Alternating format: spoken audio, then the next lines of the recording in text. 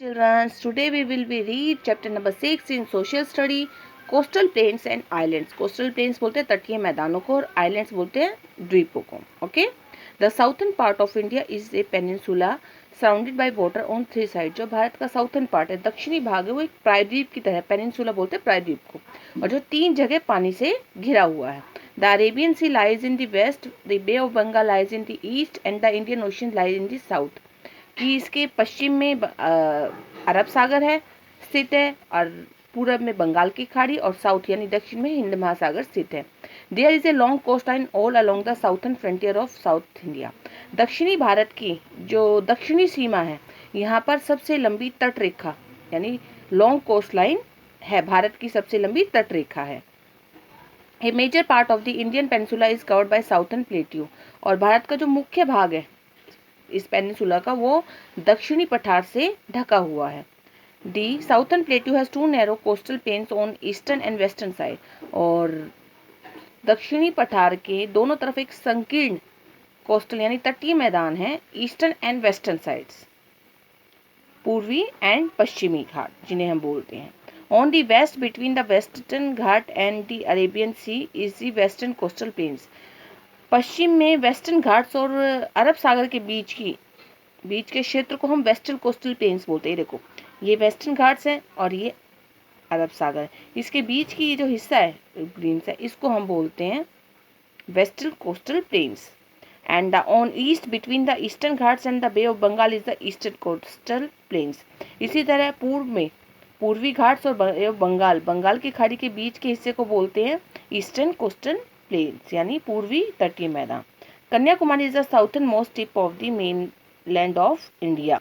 और कन्याकुमारी ये जो भारत की भूमि का दक्षिण में सबसे मुख्य भाग है.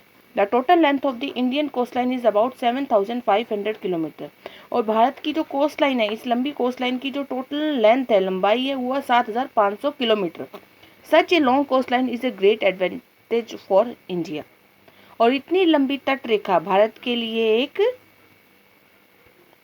इतनी लंबी तट रेखा से भारत का फायदा है. It gives a large area of fishing. ये हमें मछली पकड़ने में फिशिंग बोलते हैं मछली पकड़ने में हमें काफ़ी बड़ा एरिया प्रोवाइड करवाती है. Many sea ports have been developed all along the coast line. और काफ़ी सी पोर्ट्स बोलते हैं बंदरगाह को. इस कोस्ट लाइन पर काफ़ी बंदरगाह स्थित हैं, उनका विकास हुआ है. The sea ports play a major role in foreign trade. Foreign trade बोलते हैं विदेशी व्यापार को. और ये जो बंदरगाह, इन्होंने जो विदेशी व्यापार में प्रमुख भूमिका निभाते हैं. ये let us read about the western and eastern coastal planes in detail. चलो हम वेस्टर्न यानी पश्चिमी और पूर्वी तटीय मैदानों के बारे में अच्छी तरह से पूर्व विस्तार से पढ़ें. The western coastal planes. The western coastal planes stretch from Gujarat in the north and ends of Kanyakumari. यह उत्तर में गुजरात से लेकर साउथ में कन्याकुमारी तक फैला हुआ in the south. It passes through the states of Maharashtra, Goa, Karnataka and Kerala. और यह जिन राज्यों से में स्थित है, यहाँ पर ये देखो, तो वो राज्य कौन कौन से हैं? Maharashtra, Goa, Karnataka and Kerala. The western coastal planes can be divided into 3 parts. ये जो पश्चिमी तटीय मैदान को 3 भागों में बांटा गया है. गुजरात कोस्ट यानी गुजरात तट इन दी नॉर्थ उत्तर में, and the Konkan coast in the middle, and the Malabar coast in the south. और मध्य में ये कोंकण कोस्ट यानी कोंकण तट और साउथ में मालाबार तट. The Gujarat coast lies between the gulf of Kutch and the gulf of Khambhat. It is broad in the north and narrow towards the south. और जो गुजरात तट है, ये गल्फ बोलते हैं खाड़ी को. ये कच्छ की खाड़ी से लेकर खंबात की खाड़ी के बीच में स्थित है. इट इज ब्रॉड इन. और ये उत्तर में ब्रॉड यानी चौड़ा और साउथ में क्या है? संकरा. ओके, ये देखो पिक्चर में कैसे है. The Konkan coast is located between the gulf of Khambhat and Goa. और जो कोंकण यानी तट है, वो खंबात की खाड़ी से गोवा के मध्य स्थित है. It is Rocky and uneven. यह पथरीला है और असमान है. अनइवन होता है असमान. The hills in this region go up to the sea shore. और इस क्षेत्र में जो पहाड़ियाँ हैं वो समुद्र तक जाती हैं. Therefore lighthouse have been built all along the coast to warn the ship and fishing boats against danger. और इस एरिया में जो है लाइट हाउस यानी प्रकाश स्तंभ बनाए गए हैं जो किनारों पर जो शिप्स और जो फिशिंग बोट्स होती है, मछली पकड़ने वाली जो नावें होती है और समुद्री जहाज होते हैं, उनको आगे वाले खतरे से आगाह करने के लिए, क्योंकि समुद्र तटों तक पहाड़ियाँ फैली हुई इसलिए।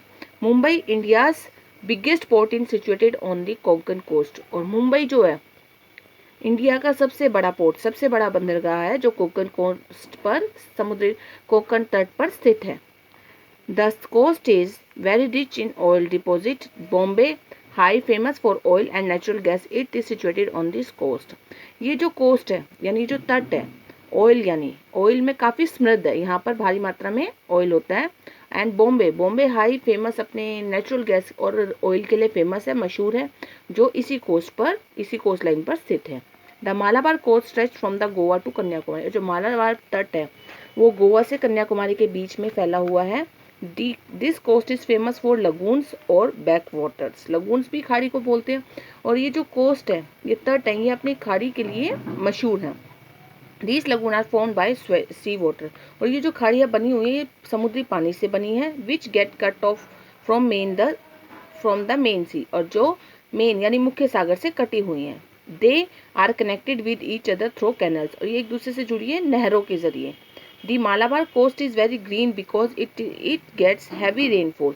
और जो मालाबार तट है ये काफ़ी हरा है क्योंकि, और कोकोनट, तंबाकू, rice, banana and spices are growing plenty on this coast. और इस तट पर नारियल, तंबाकू, चावल, केले और मसाले काफ़ी भारी मात्रा में उगाए जाते हैं। Kochi is an important sea port of the Malabar coast.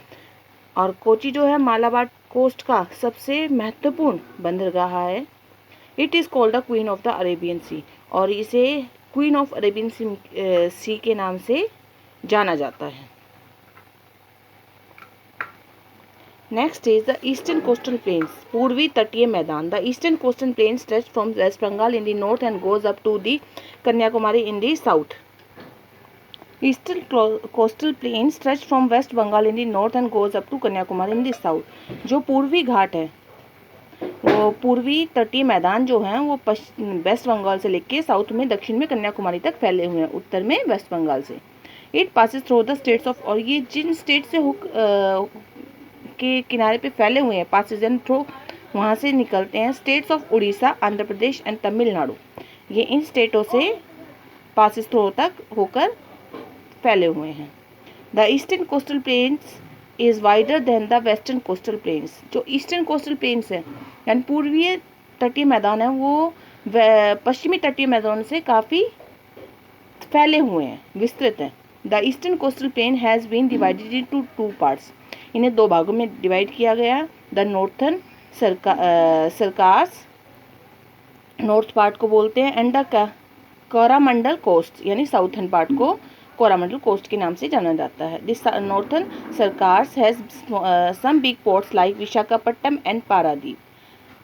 यहाँ Visakhapatnam is famous for its ship building yard. जो नॉर्थन सरकार्स है वहाँ पर काफ़ी बड़े पोर्ट्स है, बंदरगाह हैं, जैसे विशाखापट्टनम और पारादीप। और विशाखापट्टनम जो है अपने शिप बिल्डिंग यार्ड्स, यहाँ पर जो शिप के यार्ड्स बनते हैं, इसीलिए यहाँ पर मशहूर है विशाखापट्टनम इस चीज़ के लिए। The Coromandel coast is famous for the Vivekananda rock memorial at Kanyakumari. जो कोरामंडल कोस्ट है वो विवेकानंद रॉक मेमोरियल जो कन्याकुमारी में स्थित है उसके लिए मशहूर है। Chennai is the major port of this coast. और चेन्नई जो है इस तट पर मुख्य बंदरगाह है। Mahanadi Godavari, Kaveri and Krishna are some important rivers that flow through the eastern coastal plains. और ये जो मुख्य नदियाँ हैं जो पूर्वी तटीय मैदानों में बहती हैं। All this river from big deltas on their mouth. और जो ये सारी नदियाँ माउथ बोलते हैं, अपने मुखाने पर ना काफ़ी बड़े बड़े डेल्टास बनाती हैं। This delta R very good for growing rice crops. और ये जो डेल्टाज हैं ये चावल की फसल के लिए बहुत अच्छे होते हैं। The delta of Mahanadi is called often called the rice bowl of India. और जो महानदी द्वारा जो डेल्टा बनाया गया है महानदी के पास पर, उसे वो ज़्यादातर राइस बाउल ऑफ इंडिया के नाम से मशहूर है। द आइलैंड्स, हमने साउथ ईस्टर्न और वेस्टर्न कोस्टल प्लेन के बारे में पढ़ा, हम आइलैंड्स के बारे में रीड करते हैं। India has the 2 parts of islands. Bharat के 2 आइलैंड ग्रुप्स हैं, द्वीप समूह हैं, the Andaman Nicobar islands and the Lakshadweep islands. Andaman Nicobar islands, Andaman and Nicobar island consist of 300 islands scattered in the Bay of Bengal. जो अंडमान निकोबार आइलैंड है वो 300 द्वीपों के जिसमें 300 द्वीप शामिल हैं और बंगाल की खाड़ी में फैले हुए हैं। But only a few of them are inhabited, लेकिन इनमें से कुछ ही में इनहेबिटेड यानी लोग रहते हैं। They are covered with dense forest, ये काफ़ी घने जंगलों से कवर्ड हैं। बिफोर इंडिपेंडेंस, आज़ादी से पहले, दीज आइलैंड्स वर कॉल्ड काला पानी, इन आइलैंड को, इन समूहों को काला पानी के नाम से जाना जाता था। The southern most point of India, the Indira point, is situated in the Andaman and Nicobar island, और जो भारत का दक्षिणी सबसे मोस्ट पॉइंट है उसे इंदिरा पॉइंट के नाम से जाना जाता है, जो अंडमान निकोबार आइलैंड में स्थित है। Port Blair is the capital of these islands, इन द्वीपों की जो राजधानी उसे पोर्ट ब्लेयर कहते हैं। It is famous for the cellular jail. The Barren island, famous for its active volcano, is also a part of the Andaman and Nicobar island, और यह जो पोर्ट आइलैंड्स है ये अपनी सेलुलर जेल के लिए काफ़ी मशहूर है। और एक बैरन आइलैंड है जो एक्टिव, जहाँ पर आज भी सक्रिय वॉल्केनो बोलते हैं, ज्वालामुखी है, और वो इसी अंडमान निकोबार आइलैंड का हिस्सा है। Lakshadweep islands, Lakshadweep island consist of a group of 36 island in the Arabian sea. Lakshadweep island है वो 36 द्वीपों से मिलकर ये समूह बना है जो अरब सागर में है। Only 10 of these islands are inhabited, और इनमें से सिर्फ 10 ही द्वीपों पर लोग रहते हैं। These islands are made up of coral deposit, और जो ये आइलैंड्स द्वीप बने हैं कोरल डिपॉजिट से बने हैं। Coral are skeleton of dead sea animals, और जो कोरल्स हैं वो मरे हुए जानवरों की स्केलेटन से बने हैं। Such islands are also called the atolls, और इन आइलैंड्स को हम एटोल्स भी बोलते हैं।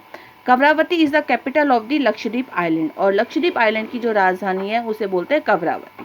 ओके, आज हमने इस चैप्टर के बारे में पढ़ा, आप भी सब इसे रीड करना। Okay, bye.